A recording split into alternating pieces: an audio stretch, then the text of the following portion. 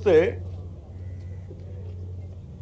దీనికి ఉదాహరణకి ఇక్కడ మీకు ఇన్ఫర్మేషన్ అంటే నేను just to be more authority authentic I'm saying మీకు ఇది కొంచెం చదివి చెప్తున్నాను. ఇది మీకు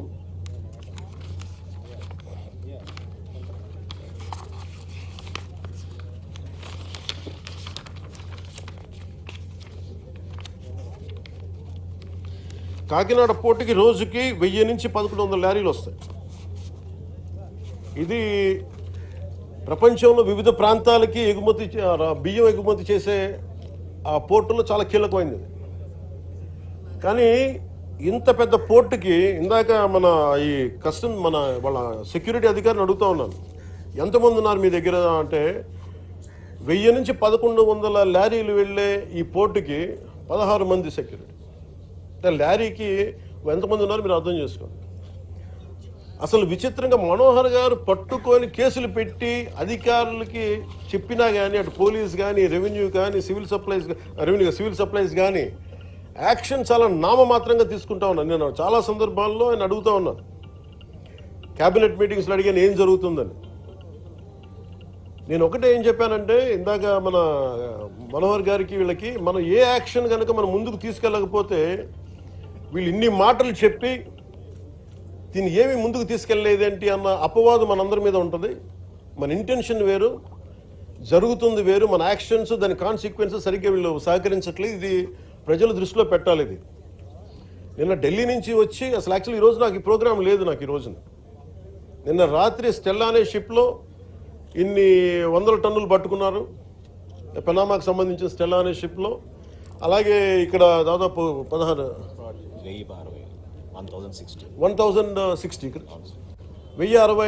మెట్రిక్ టన్నులు ఇక్కడ పట్టుకున్నారు. ఇంత బలంగా సాక్ష్యాధారాలతో దొరికినప్పుడు దీన్ని ఎలా చేయాలని చూస్తే సమస్య ఎక్కడుంది అంటే ఇది చాలా డీప్ నెట్వర్క్. ఇది నేను వస్తాను అంటే నిన్న రాత్రి కూడా నాకు చాలామంది ఫోన్లు చేసి మెసేజ్లు ఏం పెడతారు, మీరు రావద్దు సార్ ఇక్కడికి అంటారు. మీరు ఎందుకు రాకూడదంటే ఒక 10,000 మంది జీవితాలు అతలాకుతలం అయిపోతాయని. పోర్ట్ అనేది it is meant for exports. Kakinada port కానీ ఏ పోర్ట్ అయినా కానీ అనుమతి ఇచ్చింది ఎక్స్పోర్ట్కి, అంతేగాని స్మగ్లింగ్ కాదు. స్మగ్లింగ్ మీద చేసే విధానంలో కూర్చోబెట్టి దానికి పర్మిషన్, దానికి లైసెన్స్ ఇవ్వాల. లీగల్గా ఎక్స్పోర్ట్కి మాత్రమే ఇక్కడ పర్మిషన్ ఇచ్చారు దీనికి. కానీ వస్తే 10,000 మంది జీవితాలు అతలాకుతలం అయిపోతాయంటే నాకు ఒకటే అనిపించింది. ఇందాక లోపలికి వెళ్ళి కూర్చుంటే నన్ను ఎంత సహకారం లేదంటే నాకే as a deputy chief minister of Andhra Pradesh నాకే సహకరించాల. ఇక్కడున్న ఈ పోర్ట్ అధికారి షిప్ అక్కడ స్టెల్లా అనే షిప్ ఉంది, పైకి ఎక్కాలి. దాన్ని ఒక దాదాపు 6 కంపార్ట్మెంట్స్లో దాన్ని ఏముంటుందని 6 కంపార్ట్మెంట్స్ 3 కంపార్ట్మెంట్స్ ఇది ఉంది. దాన్ని సీజ్ చేసి అక్కడ ఆఫ్ చేసాం. లోపలికి వెళ్ళి చెక్ చేద్దామంటే ఈ అనుకూలంగా లేదు మీకు పైకి ఎక్కడానికి అని చెప్పి అక్కడే తిప్పుతున్నాను. నన్ను ఇంత ఆబ్వియస్గా నాలాంటి వాడికి ఇంత ఆబ్వియస్గా అందరూ చూస్తుండగా అంటే దీని వెనక ఎంత డీప్ రూటెడ్ నెట్వర్క్ పనిచేస్తాం మీ అందరికీ అర్థం. కొండబాబు గారు కూడా అదే చెప్తాను, చూడండి సార్ ఎలా ఉందంటే అదే చెప్తా ఉన్నారు. నేను మీకు ఎప్పటి నుంచో మొత్తుకున్నాను సార్, ఇదే మీకు మీ దృష్టికి తీసుకొస్తుందని. ఇందాక మీకు చెప్పాను, కొండబాబు మనం కూర్చోబెట్టి మనం మెత్తగుంటే సరిపోదు, మనం గట్టిగా మాట్లాడాలి దీని మీద మనం అందరం అని అది చెప్తా ఉన్నాను కొండబాబు గారికి. మనోహర్ గారికి ఆయన being a civil supplies minister నాకు ఏమి చేయాలి, నేను ఎన్నిసార్లు చేసిన యాక్షన్ ముందుకు వెళ్ళట్లేదంటే డిస్ట్రిక్ట్ సివిల్ సప్లైస్ అధికారిని పిలిచి నేను అడుగుతున్నాను రాగానే. నేను ఇక్కడున్న సెక్యూరిటీ అధికారిని అడిగా, చెక్ పోస్టులో సెక్యూరిటీ అధికారి, మీకు పర్మిషన్ ఎవరు ఇచ్చారు, హూ చెక్స్ దిస్ అంటే మాకు నో అబ్జెక్షన్ సర్టిఫికేట్ ఉంది. ఎవరిచ్చారు మీకు, దాని మీద అధికారికంగా ఏమైనా ఉత్తర ప్రత్యుత్తరాలు ఉన్నాయా? సమాధానం లేదు. డిస్ట్రిక్ట్ సివిల్ సప్లైస్ అధికారిని అడిగితే ఓకే నా కలెక్టర్ గారు చెప్పారు, కలెక్టర్ గారు మీకు అధికారికంగా మీకు ఇచ్చారా, మీకు సమాధానం లేదు.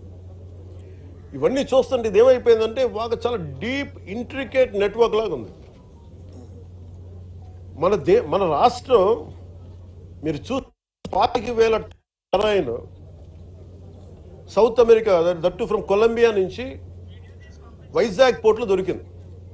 వైజాగ్ పోర్టులో ఇది గంజాయికి అడ్డా అయిపోయింది ఆంధ్రప్రదేశ్. నేను లోపలికి వెళ్ళి మాట్లాడి పైకి ఎక్కాలి అంటే తిప్పుతున్నారు, అక్కడే తిప్పుతున్నారు, వెళ్ళనివ్వట్లా. నాకు ఎంత ఆశ్చర్యం అనిపించిందంటే నేను వెళ్ళి కూర్చొని మాట్లాడుతూ ఉంటే మీకు చెప్పా you will have consequences for this అని చెప్పి. నేను మీకు తర్వాత వీడియోస్ కూడా మీకు రిలీజ్ చేస్తాను. లేదు సార్ మీకు రఫ్ సీ ఉంది, మీరు వెళ్ళటానికి లేదంటే, నేను చెన్నై నుంచి వచ్చాను. నేను రఫ్ సీస్ నాకు నా ఫ్రెండ్స్ సీమెన్స్ చాలామంది ఉండేవాళ్ళు, చాలామంది స్నేహితులు నాకు మద్రాస్ పోర్ట్లో పనిచేసేవాళ్ళు. ఎప్పుడు సరదాగా తీసుకెళ్తే అలలు పడవలోకి వచ్చి మనకి టగ్ బోట్స్లోకి వచ్చి ఇంకా ఇలాంటి బోట్లోకి వచ్చి కొట్టే సమయంలో నన్ను తీసుకెళ్లేవాళ్ళు సీమెన్. నాకు చాలా ఆశ్చర్యం అనిపించింది. అలాగే సార్ వింటున్నా వీళ్ళు కథలు ఏం చెప్తాను. అలా వింటా ఉంటే మళ్ళీ పక్క ఎదురుగా షిప్లో ఈ చిన్న బోట్లు వేసుకొని మనకి ఈ టైర్లు కట్టుకొని ఒక 2 పెట్టుకొని వాళ్ళకి దింపుకుంటా మన ఎగుమతి చేసుకుంటా ఉన్నారు. నేను వాళ్ళు చూపించాను. You are doing it in very obvious way. మీ సీఈఓ ఎవరు? ఏదో సీఈఓ పేరు చెప్పారు. దీనికి ఓనర్ ఎవరు? ఆ సీఈఓ లేడు ఇక్కడ. ఓనర్ ఎవరు అంటే 2 పేర్లు చెప్పారు. One is Aurobindo వాళ్ళదంట.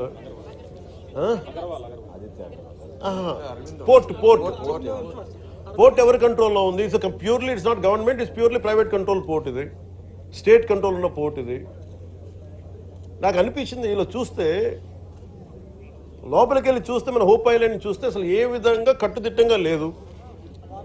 975 kilometre Coast line ఆంధ్రప్రదేశ్కి. India is going to be trillions of dollar, almost Modi గారు చెప్పిన $7 trillion ఎకానమీ ఉంది దీనికి భవిష్యత్తు. ప్రపంచ దేశాలు మనల్ని ఎదగనిస్తాయా లేదా, మన బలహీనతలు ఏంటని చూస్తారు. ఆంధ్రప్రదేశ్ కోస్ట్ లైన్ మనకి ఎంత బలమో అది మనకంత బలహీనత కూడా. ఎందుకు చెప్తున్నాను ఈ మాట అంటే, వైజాగ్కి పాకిస్తాన్ నుంచి వచ్చిన ఆ యుద్ధ సమయంలో మీకు గజనీ సబ్మెరీన్ చూడొచ్చు. నేను చెప్పాను ఈ రోజున ఈ పబ్లిక్ డిస్ట్రిబ్యూషన్ రైస్ తాగదు స్మగ్లర్లు చేసేది. ఆర్డిఎక్స్లు ఇంపోర్ట్ చేసుకోవచ్చు. ఓఎన్జీసీ ఇలాంటి గ్యాస్ నిక్షేపాలు ఉన్న చాలా కీలకమైన ఇన్స్టిట్యూట్ మనకి వ్యవస్థలు సంస్థలు ఉన్నాయి ఇక్కడ. ఒక 100